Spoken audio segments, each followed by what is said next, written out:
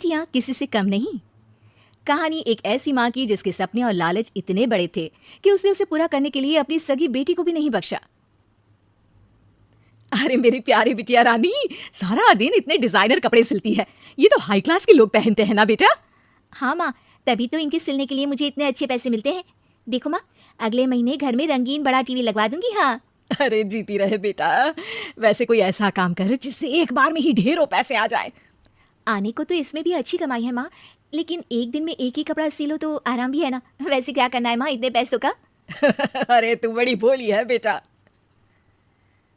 अरे ओ रायना के पापा, देखो तो, रायना के लिए मैंने एक लड़का देखा है। पैसे तो इतने हैं कि लाखों रोज इधर से उधर हो भी जाए तो पता ना चले। वो तो ठीक है, लेकिन इतने बड़े घर का लड़का हमारी रायना से शादी क्यों करेगा? अरे कैसी बात कर रहे हैं आप, क्यों नहीं करेगा? अरे करेगा ना, कमी क्या है हमारी रायना में? अच्छा फोटो तो दिखा दो, कैसा है लड़का? कहीं ऐसा ना हो कि कोई बूढ़ा निकले। अरे थोड़ी सी उम्र में बड़ा लड़का कोई बूढ़ा नहीं होता। ये देखो, फोटो किसी लड़के की नहीं बल्कि एक आदमी की थी। ये क्या बकवास है? कौन है ये? इसके बेटे की फोटो दिखाओ। जी ये वो लड़का ही है। अरे साधना, तुम सगी माँ हो या सौतेली? अरे पैसा रहेगा तो राज करेगी ना। मेरे जीते जी मैं अपनी बेटी की शादी इतने बूढ़े आदमी से बिल्कुल नहीं करूंगा। जब मैं अपनी बेटी के लिए लड़का पसंद नहीं कर सकती तो मेरा इस घर में रहने का अधिकार ही नहीं है।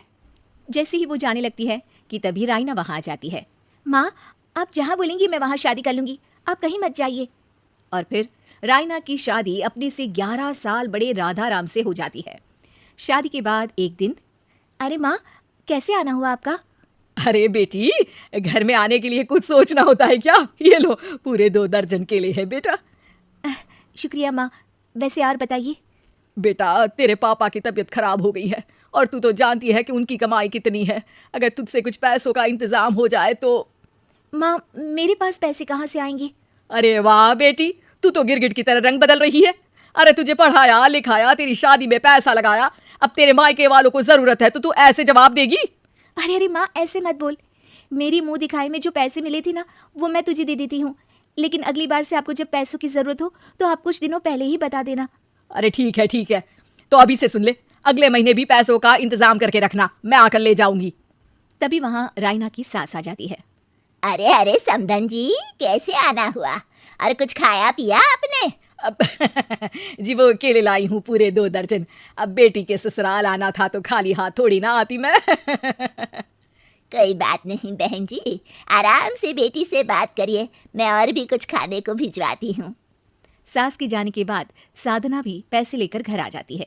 अब दिन बीतते हैं, साधना हर महीने रायना के घर आती और पैसे लेकर चली जाती। लेकिन एक दिन अचानक रायना की सास का फोन साधना पर आता है। बहन जी, जैसे भी हो आप जल्दी से हमारे घर आ जाइए ना। हमारी बहू रायना को क्या हो गया है, न बोल रही है न हिल रही है। हैं? अरे मार तो नहीं डाला मेरी मासूम बेटी को? साफ साफ बोल देती हूँ, मेरी बेटी को कुछ भी हुआ होगा ना तो मैं तुम लोगों को कंगाल कर दूंगी, क्लेम कर दूंगी करोड़ों का। अरे क्या हुआ भाग्यवान, कहाँ से करोड़ों आ रहे हैं? अरे मार डाला हमारी बिटिया को उन लोगों ने। हैं? क्या बोल रही हो तुम? मैंने तो पहले ही बोला था कि लड़का ठीक नहीं है। दोनों रायना के घर पहुंचते हैं, जहां रायना का पति कहता है, अरे अरे आप डरिए नहीं, डॉक्टर ने कहा है कि वो अब खतरे से बाहर है। अरे पर वो खतरे में गई क्यों? अरे क्यों मेरी लड़की को मारने की कोशिश की गई। अरे वकील करूंगी बड़े से बड़ा और सबको सड़क पर ले आऊंगी। अरे सौम्या की माँ में इतनी हिम्मत है कि वो अपनी बेटी को पाल ले। रास्ते में ले आऊंगी तुम लोगों को। हाँ। अरे माता जी, लेकिन डॉक्टर की बात तो सुन लीजिए। नहीं नहीं, मुझे किसी की बात नहीं सुननी मेरी बेटी। अरे सुन तो लो भाग्यवान कि क्या बोलना चाह रहा है तुम्हारा दामाद। जी दामाद जी बताइए, क्या हुआ है हमारी बेटी को? अरे पता नहीं, सारी सारी रात किसके लिए कपड़े सिलती रहती है और वो कपड़े जाते कहाँ हैं। अरे हम तो इतने पैसे वाले हैं, हमें तो कोई ज़रूरत नहीं है इसके सिलाई के पैसों की। मैंने तो कहा भी कि बिटिया अगर इतनी इच्छा है तो दिन में एक ड्रेस सिल लो, लेकिन मानी नहीं। आप ही की बेटी है, पूछिए आप, पूरे होश में है अब। हाँ। ये कहकर सास वहां से चली जाती है। अब कमरे में सिर्फ बेटी, माँ और पिता थे। बेटा, मैं तो जीते जी मर जाता अगर तुझे कुछ हो जाता तो। क्या बात है बेटा, ये लोग अच्छे नहीं, तेरा पति ठीक नहीं है बेटा। अरे नहीं नहीं पापा, ये तो साक्षात भगवान का रूप है। मेरी सास तो मेरा पूरा ख्याल रखती है। ये लोग बहुत अच्छे हैं पापा। अरे तो फिर क्या जरूरत पड़ गई मरने की? माँ, पता ही नहीं चला, सारी सारी रात काम करती रहती।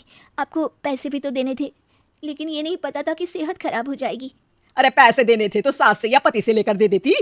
नहीं नहीं माँ, ये मेरे सम्मान के खिलाफ था। आप लोगों ने मुझे इस लायक बनाया है कि मैं आप लोगों की मदद अपने पैसों से करूं। पिता को साधना पर बहुत गुस्सा आता है, लेकिन साधना की आंखों में आंसू होते हैं।